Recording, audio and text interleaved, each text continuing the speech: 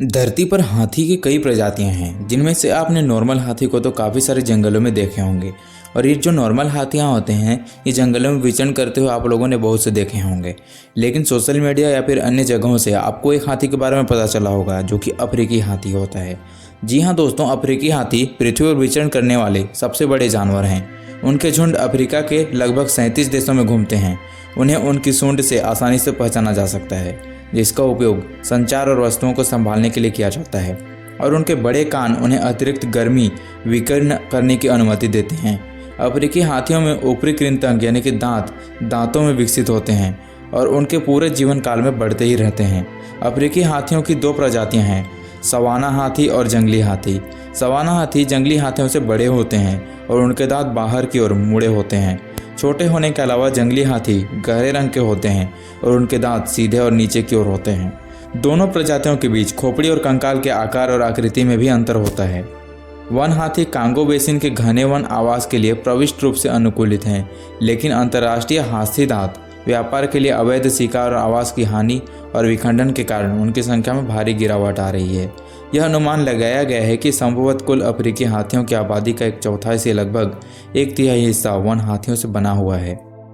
अफ्रीकी हाथियों की मौजूदगी कई अन्य प्रजातियों के लिए उपयुक्त आवास बनाए रखने में मदद करती है। मध्य अफ्रीकी जंगलों में लगभग 30% तक पेड़ प्रजातियों को फैलाव और अंकुरण में मदद के लिए हाथियों की जरूरत हो सकती है। अपने आवास के आकार देने में महत्वपूर्ण भूमिका निभाते हैं, क्योंकि ताजे पानी से लेकर वन क्षेत्र तक के कारकों पर उनका बहुत प्रभाव पड़ता है। पिछली शताब्दी में 3 से 5 मिलियन की संख्या वाले अफ्रीकी हाथियों की आबादी शिकार के कारण गंभीर रूप से कम होती जा रही है और वर्तमान स्तर पर भी आ गई है। 1980 के दशक में अनुमान लगाया गया है कि हर साल लगभग 1 लाख हाथी मारे जाते थे और कुछ क्षेत्रों में लगभग 80% तक झुंड नष्ट हो जाते थे। हाल के वर्षों में हाथी दांत की बढ़ती मांग विशेष रूप से एशिया से हाथी दांत के मांग के कारण ही हो रहा है। हाथी दांत के मांग के कारण यह अवैध शिकार में वृद्धि हो गई है। हाथियों की आबादी विशेष रूप से दक्षिणी और पूर्वी अफ्रीका में जो एक बार ठीक होने का आशा दिखाने लगती है। अवैध हाथी दांत व्यापार के लिए अवैध शिकार में हाल ही में वृद्धि के कारण खतरे में भी पड़ सकती है। हाथी दांत की अवैध मांग हाथियों के अवैध शिकार का सबसे बड़ा कारण भी है। 1990 के हाथी के दांत के अंतर्राष्ट्रीय बिक्री पर वैश्विक CITES की प्रतिबंध के बावजूद सुदूर पूर्व में हाथी दांत उत्पादों की बढ़ती मांग को पूरा करने के लिए हजारों हाथियों को मार दिया जाता है। एशिया में अवैध हाथी दांत की लगातार बढ़ती प्रवृत्ति और अफ्रीका में अभी भी घरेलू हाथी दांत के बाजार फूल रहे हैं, जिसकी वजह से जो अफ्रीकी हाथी हैं उनका जो दर संख्या है वो भी धीरे धीरे कम होने को है। अफ्रीकी हाथियों के पास घूमने के लिए पहले से कम जगह है, क्योंकि बढ़ती मानव आबादी ने कृषि, बस्तियों और विकास के लिए भूमि को बदल दिया है। हाथियों का क्षेत्र लगभग 1979 में 3 मिलियन वर्ग मील से लेकर 2007 में सिर्फ 1 मिलियन वर्ग ही रह गया है।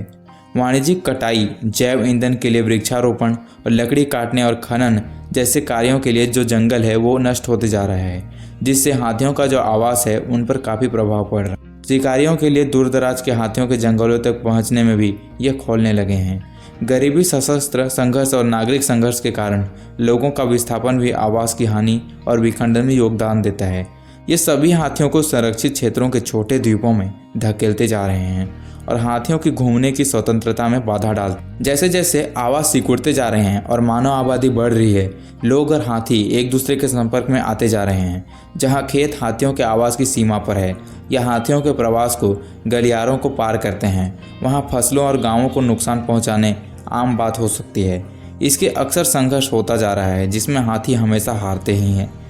लेकिन जान का नुकसान दोनों तरफ से होता है, हाथियों का भी होता है और मनुष्यों का भी होता है, क्योंकि लोग अपनी आजीविका की रक्षा करने की कोशिश करते समय कुचले जा सकते हैं और खेल रक्षक अवसर समय ग्रास्त हाथियों को गोली मार देते हैं। और आपने ऐसा न्यूज़ बहुत सारे सुना होंगे कि जो हाथी हैं वो मनुष्यों को काफ़ी नुकसान पहुंचाते हैं, लेकिन वे भी क्या करें, वे अपने सुरक्षा के लिए। और इसके वजह से हाथियों की जो दर संख्या है वो कम होती जा रही है। और हमें जो जंगली हाथी है वो तो हम बहुत सारे देख भी सकते हैं, लेकिन जो अफ्रीकी हाथी है वो बहुत ही कम दिखाई देता है। और अफ्रीकी हाथी जंगली हाथी से काफ़ी अलग होता है, उनकी बनावट, उनका रंग रूप ये काफ़ी अलग होता है। तो दोस्तों, हाथियों के बारे में ऐसी जानकारी जानकर आपको कैसी लगी, आप हमें कमेंट में ज़रूर बताना। साथ ही अगर चैनल पर नए हैं तो चैनल को सब्सक्राइब जरूर कर देना।